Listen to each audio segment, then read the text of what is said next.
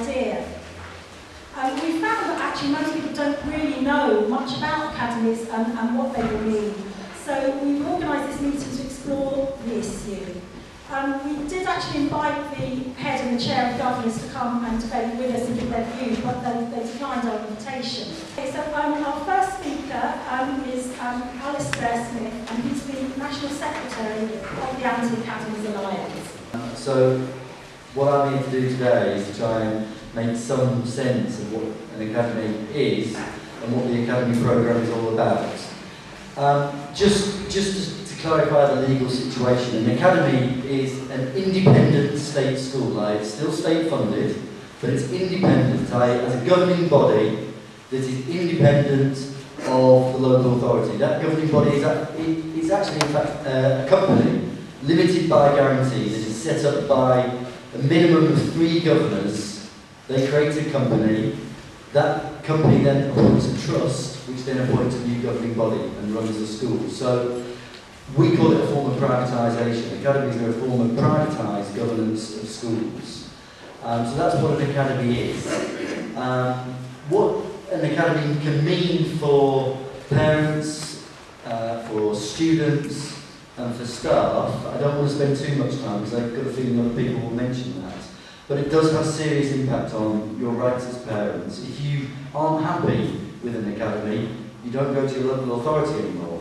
You'd have to go to Whitehall, you'd have to go to the Secretary of State for Education to complain about what's going on in your academy, because it's no longer part of the local family of schools.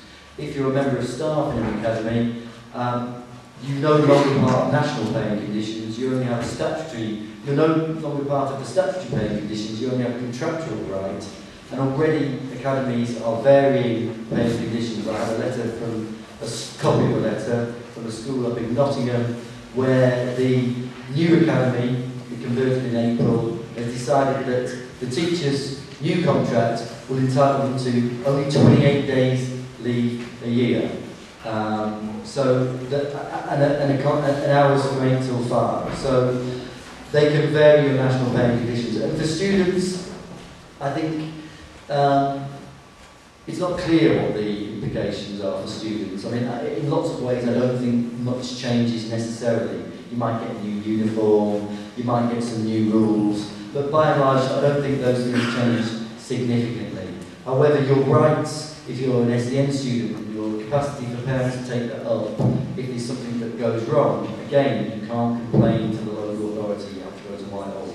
It's why some people call academies government schools. Instead of being about freedom, they're actually about being more controlled by central government than the local authority schools. Okay, so that's what an academy is. What is the academy programme? And this is where we have to do a little bit of history. I don't want to get into too much, but the Academies programme was originally launched by New Labour. Tony Blair, a man called Lord Adonis, and when New Labour set it up, they said that we're setting up academies in places where nothing else has worked. Schools that have had challenging circumstances, they've tried this, they've tried that, and what we're going to do, we're going to create an academy, we'll give you £30 million of new building and generous transitional funding, and the only thing is you'll have to have a private sponsor running the school. And I did quite a few meetings against these sorts of academies, and what parents said to me is, all right, Alistair, we don't like the privatisation, but we're getting 30 million quid of new buildings, so see you later, we'll probably vote for it.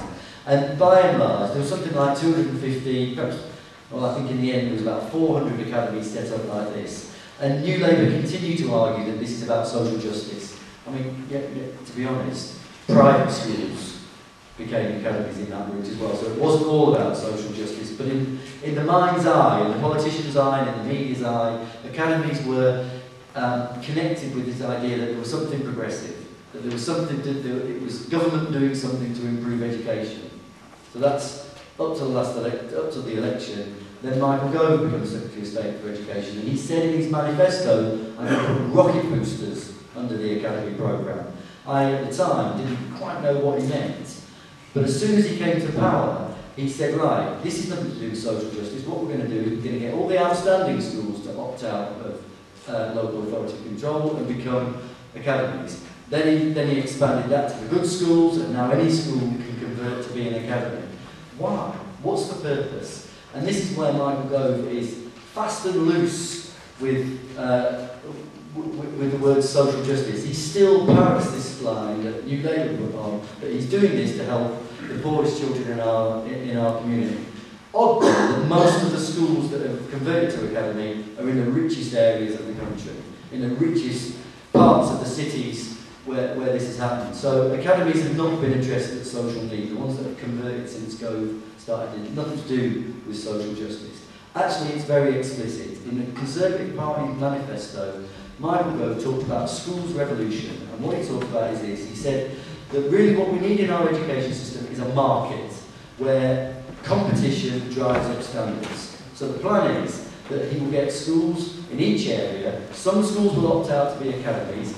Those academies will then be seen as better schools by parents. So parents will want their kids to go to the academy, and this will create a market. What he says, this is what he says will happen, he thinks will happen, is those better schools, the academies, will then be able to expand, they'll be allowed to increase their pupil numbers, and the bad schools will be able to close. Won't betide any families who've got children in the closing schools, because that will damage their education. But this is a full market model for education. Make no mistake, whatever the weasel words you hear from politicians about the academy programme, it's explicit in the Tory Party manifesto. Incidentally, the Lib Dems were the only party that were anti-academy going into the election. But as you know, they have a problem with promises and turned that on its head. Although lots of Lib Dem people in local areas are strong anti-academy campaigners, particularly Councillor Peter Downs from Cambridge has been fantastic. So this is privatisation. It's privatisation just like the NHS. It's just that the vast majority of people don't understand it yet, although I think our movement is now growing. I want to make one final point, because I'm keeping an eye on the time. I think the most crucial issue about this, and something that gives the game away, because the politicians knew what they were doing, is that the process by which a school can convert to an academy is an absolute farce. It is the most undemocratic educational process that's ever existed in the history of education. A school can convert to an academy at a single meeting of a simple majority of the governors.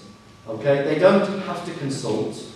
Well, in the Academies Act, which was passed last July, all it says is they have to consult who they see fit, but they can actually do that consultation after they've made the decision to turn the school into an academy. So they don't have to consult before. Even if they consult and everybody votes against it, they don't have to take any notice of that. They don't have to listen to the parents, they don't have to listen to staff, they don't have to listen to the students. So this, I like to refer to the academy conversions as a coup. It is being done, it is a small group of the governing body who are imposing this on the rest of the school community. I like to think of schools, it's a bit new labouring, but it's as stakeholders.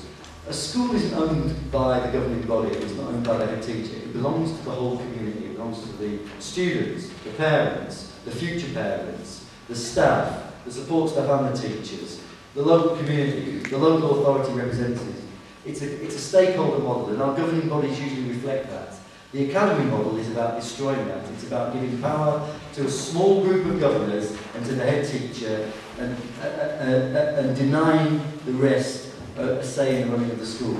So the reason I come and go all around the country arguing about academies is we are being robbed of our schools by a small clique. And I don't want to get over paranoid about big business, because if your school opts out, I don't know whether it's planned to be a big part of one of the big academy chains, but it may just be a small trust that takes it over. But the big chains are waiting in the wings. They are hoping a whole load of schools opt out, and then 2 or 3 years down the line, when the cuts come, when it gets harder and harder, the big chains are waiting. I'll just quote you a final bit about big chains.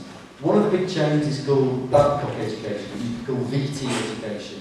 Their managing director said in the run-up to the election, we want to run 1,000 schools. Bruce Liddington, who's the head of EACT, which is one of the biggest chains, he currently runs, I think it's 9 schools. He's the highest paid educationist in the country. He takes home a cool £265,000 for running schools, and with his expenses it takes it to £300,000. But he produced his business plan in May, and it said, we want to run 250 schools. This is Tesco's, this is McDonald's, this is big business wanting to take over the running of our state education. It won't happen immediately, but if we let it lie, we don't stand up now for academic conversions, that is where it will end up. So congratulations for coming out. You need to get organised, you're doing a brilliant job. Just keep going. We have to fight on the consultation issue. Even if we lose that, we then have to pile in and say to the governors, we're not accepting this. So good luck, keep fighting.